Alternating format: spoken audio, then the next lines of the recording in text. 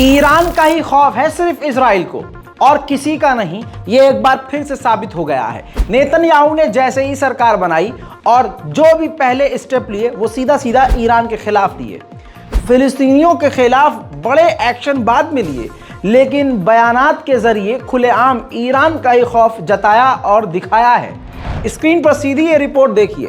Israel की ही सबसे बड़े मीडिया संस्थान ने लिखा है, द टाइम्स ऑफ इजराइल ने खुद लिखा है, IDF नॉर्थर्न कमांड की तरफ नेतन्याहू जब गए, यानी मिलिट्री साइट्स पर जब गए, तो अपनी मिलिट्री विजिट के दौरान अपनी सेना के बीच उन्होंने सेना को संबोधित करते हुए कहा कि हमारे लिए जो सबसे बड़ा खतरा है वो ईरान है और हमारी ये कोशिश है कि किसी भी हालत में ईरान को न्यूक्लियर हथियार ना मिल पाए।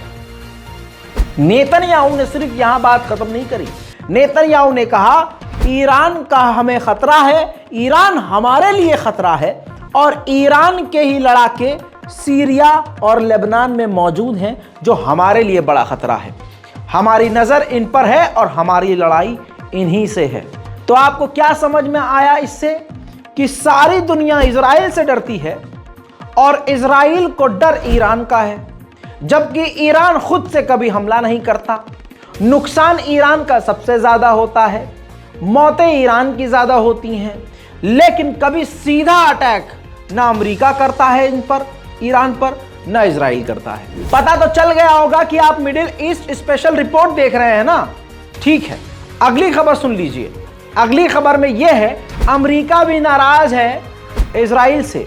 अमेरिका ये कह रहा है कि फिलिस्तीन पर, बाइडेन सरकार ने कहा है कि फिलिस्तीनियों के साथ जिस प्रकार का व्यवहार नेतन्याहू की सरकार कर रही है, इससे मामलात बिगड़ जाएंगे।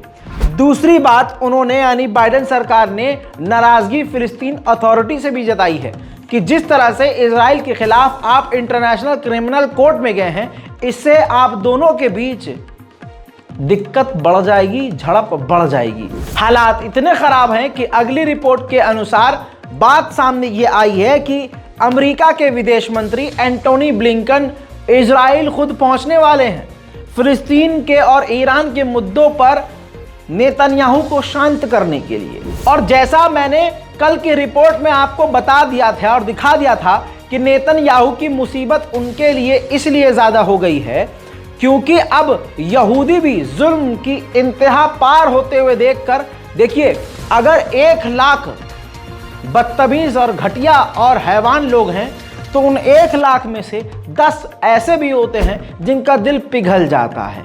जी हाँ, अब ये जो 10 हैं वो सड़कों पर हैं और फिर वो 10 धीरे धीरे सबको जोड़ रहे हैं।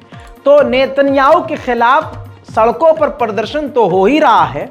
अब आपको बता दूं कि ऐसे जेविश यहूदी लोग भी निकलकर सामने आए हैं जो कि अपने आप को फिलिस्तीनी कहते हैं। वो अपने आप को इजरायली नहीं कहते, वो इस बात को मानते हैं। गोबरखोर इस बात को सुन ले, जो भारत में बैठे हुए बहुसंख्यक समाज के लोग लगातार मुसलमानों को भारत से निकालने की कोशिश कर रहे हैं, वो भी अपने नाजायज बाप की बातों को सुन ले।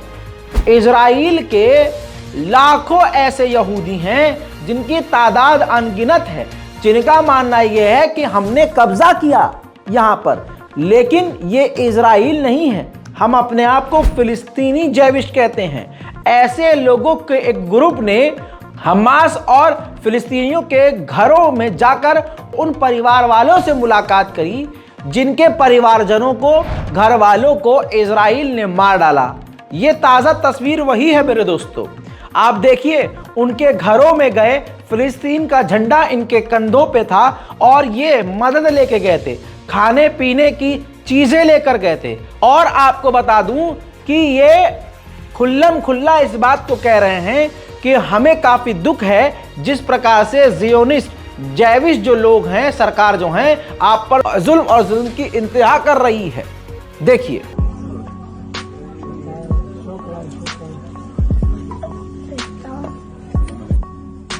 نحن بياخد نجد هاكبوش هاي إسرائيلي لفلسطين بقدم عم همدنا فلسطينيت अब आपको एक बड़ी खबर बता रहा हूं, जिसको दूसरे यूट्यूबर आपको अलग टाइटल पर चीख चीख कर बताएंगे, हालांकि बताते नहीं है। मिडिल ईस्ट की रिपोर्ट आपको कोई देता नहीं है। अब आपको बताऊं, ईरान एक बार फिर से सही साबित हुआ है। कासिम सुलेमानी की मौत पर ईरान ने कहा था कि मारा तो अमेरिका ने है अपने ड्रोन से इराक में, लेकिन इसमें इजराइल का पूरा हाथ है, साबित हो गया है।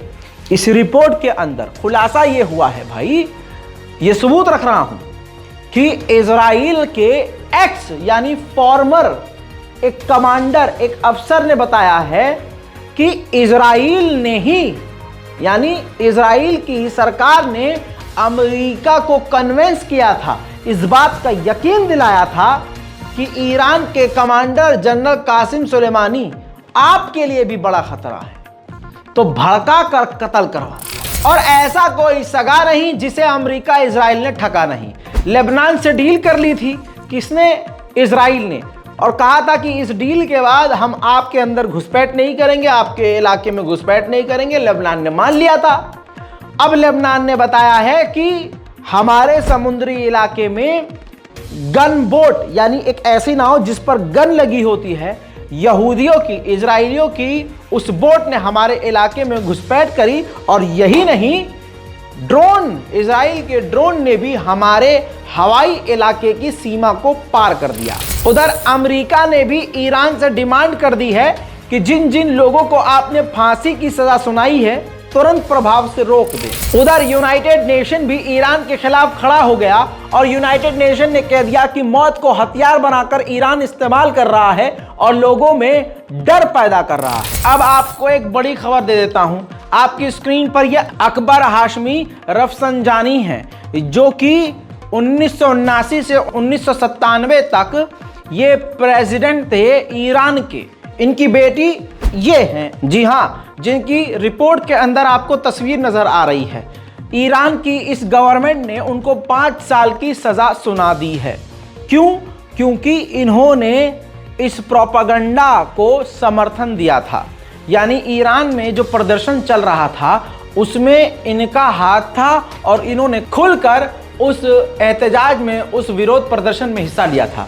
देश की गद्दारी, दंगों में सम्मिलित होना, ये सब इल्जाम लगाकर 5 साल के लिए इनको सजा सुना दी गई है। वहीं ईरान ने 13 और लोगों को गिरफ्तार किया है ईरान में ही, जिनका ताल्लुक यानी जिनका सीधा कनेक्शन इजराइल के मूसाद से था। वहीं ईरान ने एक बेल्जियम नागरिक को गिरफ्तार करके जासूसी का इल्जाम लगाकर और इन प्रदर्शन में हिंसक काम करने का इल्जाम लगाकर 40 साल की सजा सुना दी है। इधर एक ताजा खबर आपको बताता चलूं, चाइना के बारे में है। जस्ट अभी बड़ी खबर आ रही है।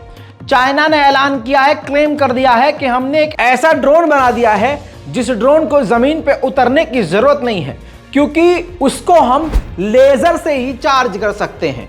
यानी वो अंतरिक्ष में रहेगा, हवा में रहेगा और उस ड्रोन को नीचे से लेजर मारकर उसको हम चार्ज कर सकते हैं। इसके बाद ड्रोन की दुनिया में अलग ही उछाल आने की संभावना है। अब आपको तुर्की के बारे में बता दूं, तुर्की, चीन, रूस, ईरान और सऊदी अरब और खासकर सीरिया धीरे धीरे करीब आ रहे हैं। इसी बीच में इराक का भी हाथ रजब तैयब एर्दोगान ने थामने का ऐलान किया है। रजब तैयब एर्दोगान ने इराक के प्रेसिडेंट से खुद फोन पर बात करी और कहा कि हम मिलकर साथ काम करेंगे तो क्षेत्र में ज्यादा कामयाबी हासिल करेंगे। अब इस पूरी रिपोर्ट पर कौन सी खबर आपके लिए ज्यादा अच्छी थी, नीचे कमेंट जरूर कीजिएगा और पूरी रिपोर्ट पर राय देना मत भूलिएगा। चैनल को सब्सक्राइब नहीं किया है तो पूरी दुनिया की बड़ी बड़ी खबरों के लिए हमारे चैनल को सब्सक्राइब कर लें। जय हिंद।